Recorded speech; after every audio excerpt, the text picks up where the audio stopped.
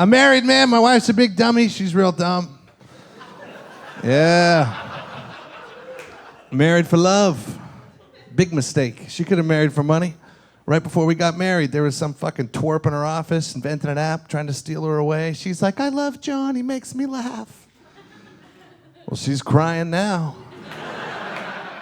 Big old tears. She's like, Joan, are we ever gonna get a house? And I'm like, of course, when your parents die. Can you relax? We're in this together. We got a kid, man. It's the best. Anybody got kids here? Well, obviously. That's it. Just these two. Everybody else just fucking pulling out, having a good time. You better grow up, New York City. I got a kid, man. She's the best. She's a tough little cookie, too. I think she might be in the military one day. Maybe. Reason I say that is because every time I'd give her a bath up until she was 2, I would accidentally waterboard her trying to get the shampoo out of her eyes. And she would just take it like a fucking champ. She'd just be like, never cry. Just look at me like I'll never talk.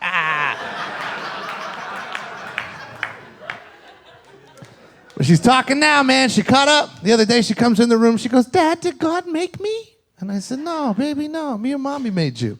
And she goes, because Mom said God made me. And I said, well, she lied. God don't make people. That's just a lie some old whore cooked up 2,000 years ago when she came back from the bar pregnant. She didn't want her husband to strangle her. That's why we celebrate Christmas. I remember the day she was born. We walked into the delivery room. There was a midwife witch lady in there casting her aspersions, trying to coax the child out. And she started to crown, and my mother-in-law was at the foot of the bed because she doesn't have any fucking boundaries. And she was like, oh my God, I see the head. I think it's gonna be a redhead. She's not. It's just blood. We're all redheads, folks. And my wife goes, if you could see the head, pull it the fuck out. And she screamed, oh!